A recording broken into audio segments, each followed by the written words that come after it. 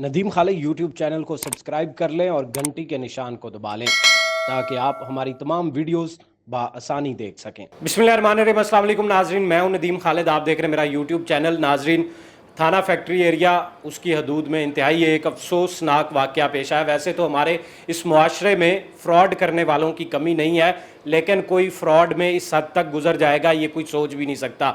नाजरीन, मेरे साथ जो लड़की आप देख रहे हैं स्क्रीन पर, इसका नाम फ़रा सलीम है। ये एक जगह पे एडवर्टाइजिंग कंपनी थी, उसमें जॉब के लिए गई और जॉब थी मीडिया कोऑर्डिनेटर की। इन्होंने वो जॉब स्टार्ट कर दी और जॉब स्टार्ट करने के बाद वहाँ का जो मालिक था उसने हिले बहाने करना शुरू कर दिए, जिस तरह के हमारे यहाँ होता भी है। इस लड़की को शादी की पेशकश कर लेना और उसके बाद कबूल कर लेना एक शरई अमल है, इसमें कोई गलत नहीं है।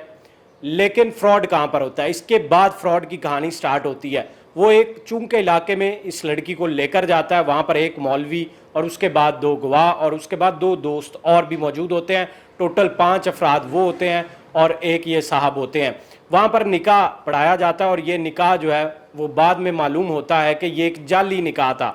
वो मौलवी भी जाली था, वो बंदे भी वहाँ पर जो गवाह बनाए गए वो भी जाली थे और इस लड़की को इस तरह अपने जाल में फंसा लिया जाता है। लड़की बारहा मुतालबा करती है कि मुझे मेरा निकाह नामा दिया जाए, लेकिन वो कहता है कि निकाह नामा अभी रजिस्टर्ड नहीं हुआ, अभी आ रहा है, अभी आ रहा है। इसी तरह टाल मटोल से काम करता रहता है कि 4 माह बाद लड़की को मालूम होता है कि वो निकाह जो हुआ था वो कोई शरई तरीके से, कोई इस्लामी बुनियादों पर कायम निकाह नहीं था, बल्कि वो झूठ था, एक फ्रॉड था। और जिस शख्स ने ये किया वो शख्स पेशावर था, इसी तरह लड़कियों को अपने जाल में फंसाता था। उसने कई और शादियां भी कर रखी थी। अब वो फरार हो गया। ये कानूनी तौर पर चारा जो कर रही हैं, जो ये कर सकती हैं, और वो उनमें क्या मुश्किलात हैं वो भी आपको बताएंगे। फिलहाल लड़की से जानते हैं कि सारा वाकया क्या पेश हुआ। फरा, मुझे ये बताएं कि क्या सारा वाकया है, किस तरह ये सब कुछ हुआ? आप एक जगह जॉब करने गई, उसके बाद सब कुछ क्या हुआ? हाँ सर, ये तकरीबन 8-9 माह पहले की बात है। लॉकडाउन लग जब नया ना पिछले साल जो लॉकडाउन लगा था तब की बात है। तो मुझे वहाँ पर उसने ऑफिस के लिए मतलब सॉरी मीडिया कोऑर्डिनेटर की जॉब के लिए मुझे बुलाया था वहाँ पर, ठीक है। लेकिन ये कि 2 मंथ्स बाद वहाँ पर के काम नहीं चल सका, तो इलीगल एक्टिविटीज़ भी शुरू हो गई इसके ऑफिस में। मतलब ड्रग डीलर्स आ रहे थे और मतलब सारे वो जो इलीगल काम होते वो हो रहे थे। मैंने जब एतराज़ किया कि ये प्लीज़ आप ऑफिस के अंदर याशी का अड्डा ख़त्म करो, तो उल्टा उसने मुझे ब्लैकमेल करना शुरू कर दिया कि तुम अगर खामोश होकर अपनी ड्यूटी सरंजाम नहीं दोगी तो मैं तुम्हारे खिलाफ झूठा मुकदमा कर दूंगा कोर्ट में। और जब मैंने वार्न किया उसे तो उसने किया भी। उसने मुझ पर झूठा केस किया, मुझ पर कोर्ट में रिट लगाई कि ये लड़की हमें हरासा कर रही है, जना पर जबर का इल्ज़ाम लगा रही है। मुझे उसने ऑफिस से निकाल भी दिया जलील करके, बगैर किसी अपॉइंटमेंट लेटर के। मुझे 2 माह की सैलरी भी उसने नहीं दी, ठीक है। और फिर 1 माह बाद अपनी दोस्त सबा के ज़रिए वो मुझे कहता है कि मैं इस लड़की से माफ़ी मांगना चाहता हूँ, मैं शर्मिंदा हूँ, मैं सुसाइड कर लूँगा अगर इसने मुझसे निकाह नहीं किया।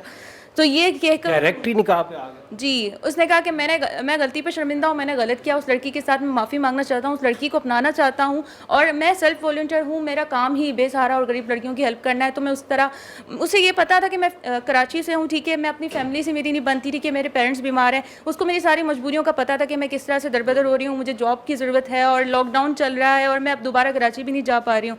तो इन चीज़ों का उसने फ़ायदा उठाने की कोशिश की। उसने इस तरह से मुझे अपने जाल में फंसाया, निकाह का झांसा देकर और मीठी मीठी बातों में कि तुम आओ, मैं तुम्हें सपोर्ट करूँगा, तुम्हारा ख्याल रखूँगा। और मैंने फिर उसकी बातें मान ली, मैंने उसे माफ़ कर दिया और मैंने उसे एक मौका दिया। आफ्टर निकाह के बाद मुझे पता लगता है कि निकाह के पेपर जाली है, रजिस्टर नहीं किया उसने। और उसने कहा मैं यूएसए जाऊँगा, यूएसए जाने के बाद मैं तुम्हें वीज़ा लगवा के दूंगा, सेटल करूँगा। ये सारी शर्तें उसने ये एग्रीमेंट हमारा निकाह का हुआ था, लेकिन वो एग्रीमेंट से बिल्कुल उसके खिलाफ गया हुआ, भागा हुआ। इस टाइम अपने सारे नंबर उसने ब्लॉक किए हुए और मुझे थ्रेट्स भी आ रहे हैं उसकी फैमिली से। जब उसकी फैमिली में ये खबर लीक हुई है निकाह की, उसके भाई और माँ। मुझे ये बताएं कि जब आपको पता था वो ड्रग डीलर्स और इस तरह के गलत लोगों में उसका उठना बैठना है, तो उसकी वजह से आप नौकरी भी छोड़ चुकी थी, उसके बाद आप कैसे मान गई निकाह पे और इस तरह? उसने मुझे इमोशनली ब्लैकमेल करने की कोशिश की कि मैं वाकई में सुसाइड कर लूँगा। उसके स्क्रीनशॉट्स मेरे पास पड़े हुए हैं, ठीक है। और उसने मुझे कहा कि मैं अब सब कुछ छोड़ दूँगा। उसने ऑफिस भी सील कर दिया था मुझसे निकाह करने के लिए, वो ऑफिस उसने बंद कर दिया था बाद में।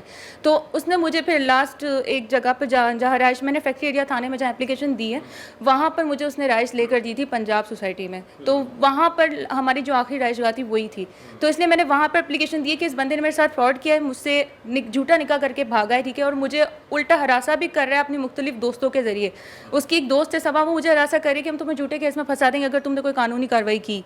मुझे इस तरह के थ्रेट्स आते रहे। और आप कितने माह या कितने साल उसके साथ रही हैं उसके बाद जब ये वाकया हुआ? तकरीबन मुझे 8 मंथ्स हो गए थे। 8 मंथ्स बाद उसके भाई को ये खबर लीक होती है कि हमारा खुफिया निकाह हुआ है, वो उसने हमारा पीछा करना शुरू किया हमारे फ्लैट से, मतलब फ्लैट में सारा सामान वगैरह निकलवा लिया, फर्नीचर वगैरह सारा उठवा लिया और धमकियाँ देना शुरू कर दी कि हमारे भाई से कॉन्टेक्ट करने की कोशिश ना करना। उसके मामू ने मुझे धमकियाँ देना शुरू की, वरना तुम्हारे खिलाफ केस करेंगे हम, कि तुम पता नहीं उल्टे सीधे घटिया इल्ज़ाम मुझ पर लगाए कि तुम लड़की ठीक नहीं हो और तुम्हारा कैरेक्टर सही नहीं है, हमारे भाई को फंसा रही हो।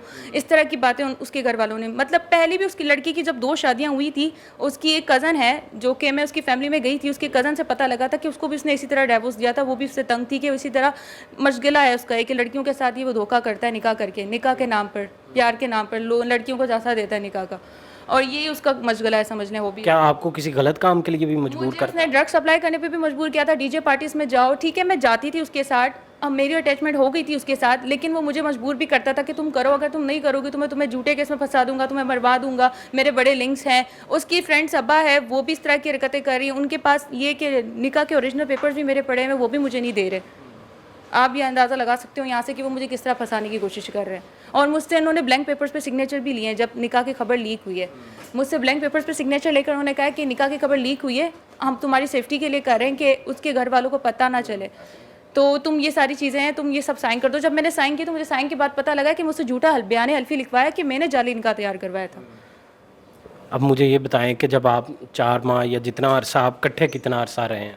हम 8 माह इकट्ठे रहे। 8 माह इकट्ठे रहे। 8 माह वो आपके साथ ही रहता रहा या घर भी जाता था अपने पीछे? वो हफ्ते में 4 दिन मेरे पास होता था और बाकी 2 दिन वो घर जाता था। अकेली होती? उसकी 2 वाइफ्स थी और चौथी शादी उसने मुझसे की थी और एक तलाक उसकी पहले से हुई भी थी। तो सॉरी, आपको ये पता था तब?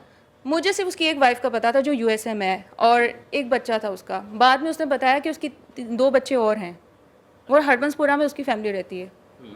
तो आपको लगता है कि आप ये गलती कर गई थी उस वक्त ही जब आपको पता था कि ये हम अग्रीमेंट कर रहे हैं जिसमें अमेरिका लेकर जाना था, ये वो, तो ये तो सब कोई लालच नहीं था? मैं लालच में आकर कर गई थी, लेकिन मुझे नहीं पता था कि मुझे इसका अंजाम इस तरह से भुगतना पड़ेगा। उस टाइम मैं भी मजबूर थी, लॉकडाउन नया नया लगा हुआ था, ठीक है, वहाँ जॉब का मसला हो रहा था, मुझे रिहाइश नहीं मिल पा रही थी, रेंट नहीं पे कर पा रही थी अपने हॉस्टल का। तो इस वजह से मैंने कहा चलो ठीक है, अगर वो मुझसे माफ़ी मांग रहा है, इमोशनली ब्लैकमेल कर रहा है, लड़कियां आ जाती हैं बातों में। मैं अभी भी ये कहूँगी हर लड़की को, प्रोटेक्शन के लिए हर लड़की की, कि प्लीज़ किसी पे भी ब्लाइंडली ट्रस्ट ना करें, स्पेशली वो लड़कियां जो इंडिपेंडेंट लाइफ गुजार रही हैं, अपने घरों से दूर हैं, किसी दूसरे शहर में आके जॉब कर रही हैं, क्योंकि मुख्तलिफ तरीक़ों से हरासमेंट का शिकार होती हैं लड़कियाँ। ये भी एक हरासमेंट ही है। आपको लोग बहुत अच्छी अच्छी बातों में लगाते हैं, सर ख्वाब दिखाते हैं, बाद में सिर्फ जब उनका मतलब ख़त्म होता है तो वो आपको छोड़ देते हैं। मिसयूज़ करने वाले लोग बहुत हैं हमारे यहाँ, हमारी सोसाइटी में। और मुझ जैसी लड़कियों को तो वैसे ही टारगेट किया जाता है जो अकेली हैं, जिनकी बैक पे सपोर्ट नहीं है या गरीब घरानों से हैं। तो ये एक मेरा मैसेज भी है, एक अवेयरनेस भी मैंने दी थी। अपने इंस्टाग्राम अकाउंट पे भी मैंने अपनी स्टोरी पोस्ट की थी, लेकिन मेरी वीडियो को इतना खासा अच्छा रिस्पॉन्स नहीं मिला। मैंने FIA में भी एप्लीकेशन दी थी कि मुझे इस तरह से हरासा किया जा रहा है मेरे लीगल डॉक्यूमेंट्स पे। अब आपको कैसे पता लगा कि वो निकाह जो किया गया वो असली है या जाली है? इसकी कैसे तस्दीक कर लिया आपने? मैंने बाकायदा वकील से पता लगवाया था। उन्होंने मुझे कहा था कि ना यहाँ पर निकाह रजिस्ट्रार आपका मौजूद है, ना मौलवी के सिग्नेचर है, और ये कि इनकम्प्लीट निकाह नामा था वो मेरा। उसकी कोई कॉपी या यूनियन काउंसिल में वो है, उसका रिकॉर्ड मौजूद नहीं है। उसकी कोई कॉपी वगैरह आपको कॉपीज मेरे पास हैं, लेकिन वो मुझे ओरिजिनल पेपर्स नहीं दे रहे। और ओरिजिनल पेपर्स में मुझे ब्लैकमेल किया जा रहा है कि तुमसे आप अगर मेरी वीडियो पूरी देखें, मैंने इंस्टाग्राम पे पोस्ट की, उसमें लड़की मुझे ब्लैकमेल कर रही है कि जिन पेपर्स में हमने तुमसे साइन करवाए हैं, अब तुम्हें पता भी नहीं कि तुम्हारे साथ क्या होगा, तुम किस केस में फंसती हो। क्या आपको डर है किसी से? जी सॉरी, डर है किसी से आपको कि आपको जिस तरह वो थ्रेट कर रहे हैं, तो कोई डर है? जी, क्योंकि वो लड़की है, वो अपने लिंक्स का फ़ायदा उठाने की कोशिश करी है, वो भी प्रैक्टिस में वो वकील बनने लगी है, ठीक है, और वो मेरे हस्बैंड की बहुत अच्छी दोस्त है और वो हमारी निकाह की गवाह भी थी। अब मुझे ब्लैकमेल इसलिए किया जा रहा है ताकि मैं चुप रह जाऊँ, मैं कुछ करूँ ना, उस बंदे के खिलाफ कोई कानूनी कार्रवाई ना करूँ। आप क्या कानूनी कार्रवाई करना चाहती हैं? मैं चाह रही हूँ कि इस बंदे की क्या ज्यादती क्या हुई? आप क्या समझती हैं आपके साथ ज्यादती क्या हुई? मैंने US एम्बेसी में भी एप्लीकेशन दी हुई है कि प्लीज़ इस बंदे के खिलाफ कोई आप लोग एक्शन लें, क्योंकि मेरे साथ उसने झूठ बोला है। झूठ बोल कर वो मुझे लेकर, उसने जाना था, मुझे दुबई सेटल करवाना था, ये सारी हमारी डील हुई थी, उसने वीज़ा लगवाना था, लेकिन वो अभी ऐसा कुछ भी नहीं करा, अपनी शर्तों से मुकरा हुआ है और वो मुझे ब्लैकमेल करवा रहा है अपने दोस्तों के ज़रिए। मुझे मेरा नंबर भी उसने फील्डिंग पे लगाया हुआ है, ठीक है, मुझे पता लग रहा है, और मुझे मुख्तलिफ तरीक़ों से हरासमेंट का शिकार किया जा रहा है। मतलब ब्लैकमेल तो उसकी दोस्त कर रही है सबा, लेकिन उसके दोस्तों के ज़रिए भी मुझे ब्लैकमेल किया जा रहा है। क्या कहते हैं? मैं अब ये इस केस के बाद से, जब से वो USA गया है, मुझे कुछ लोग ऐसे मिले हैं जो मुझे कह रहे हैं वो US चला गया, फरार हो गया? वो यहाँ से फरार हो गया, तकरीबन उसको 2 महीने होने वाले, अभी तक उसका कोई रिस्पॉन्स नहीं आया। अगर मैसेजेस आते भी हैं उसके, तो मुझे सिर्फ जलील कर रहा है कि देखो अब तुम क्या कर सकती हो, अब तुम मेरा कुछ नहीं बिगाड़ सकती। उसकी फैमिली वगैरह इधर? उसकी फैमिलीज यहाँ, हाँ सारी तो पुलिस क्या कहती है आपको? आपने थाने में दरख्वास्त दी पुलिस है, ने अब एक आपने दरख्वास्त फैक्ट्री एरिया थाने में दी हुई है, उससे पहले एक दरख्वास्त है आपकी जो कि थ्रेट की है, और उसमें क्या है अभी आपको?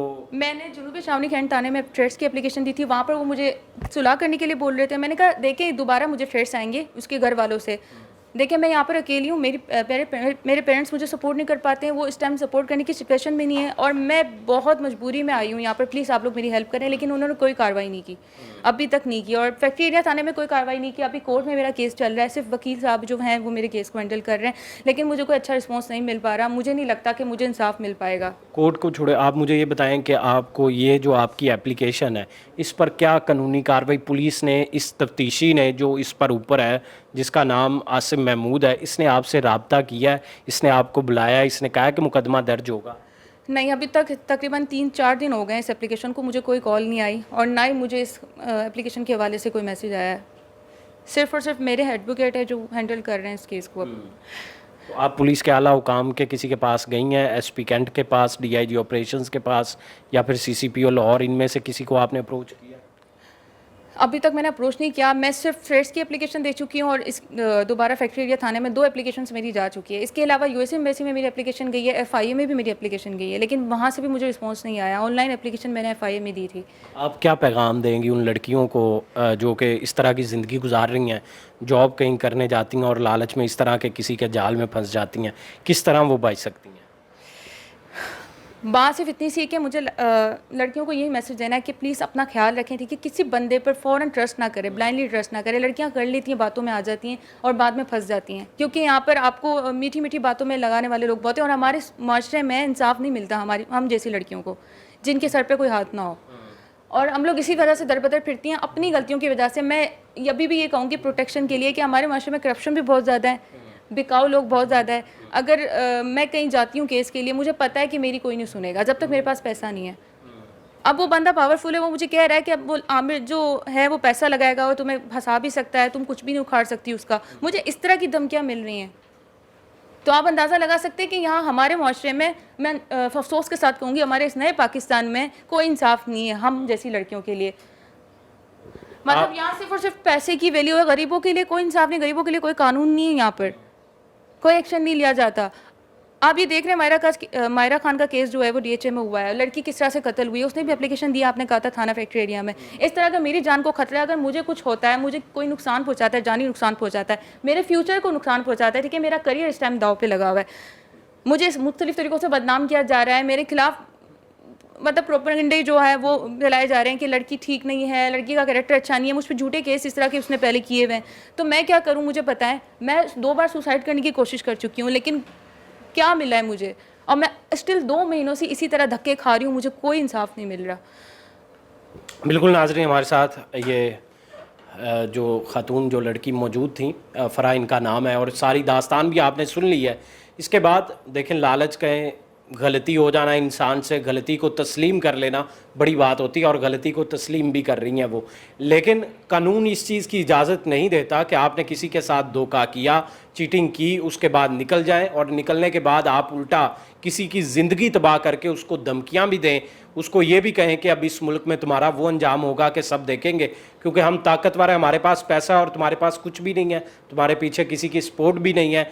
महज इस वजह से किसी को थ्रेट किया जाना, उसको डराना, उसको जान से मारने की धमकियां देना एक इंतहाई अफसोसनाक अमल है। हमारी रियासत में कानून के इदारे जिनका काम है इस तरह तमाम शहरियों को बराबर का तहफ़्फ़ुज़ फराहम करना, उनसे अपील है कि वो इस लड़की की भी बात सुने, इसको भी इंसाफ जहाँ चाहिए, कानून के मुताबिक जो बनता है इंसाफ, वो इंसाफ मिलना चाहिए। सीसीपीओ लाहौर साहब से स्पेशल रिक्वेस्ट है हमारी कि वो इस केस को खुद देखें कि ये तकरीबन 19 तारीख की एप्लीकेशन, आज 6 दिन इसको हो गए हैं एप्लीकेशन हुए, लेकिन मुकदमे के लिए, एफआईआर के लिए अभी तक जो आईओ इस पर दिए गए, आईओ ने एक दफ़ा भी कांटेक्ट नहीं किया ताकि वो मुकदमा दर्ज करने के लिए जो भी आगे प्रोसेस है वो करें। इसी के साथ मुझे दें इजाज़त, उम्मीद करते हैं कि इंसाफ होगा इस मुल्क में और हम भी देखेंगे। अल्लाह हाफिज़, अल्लाह निगहबान।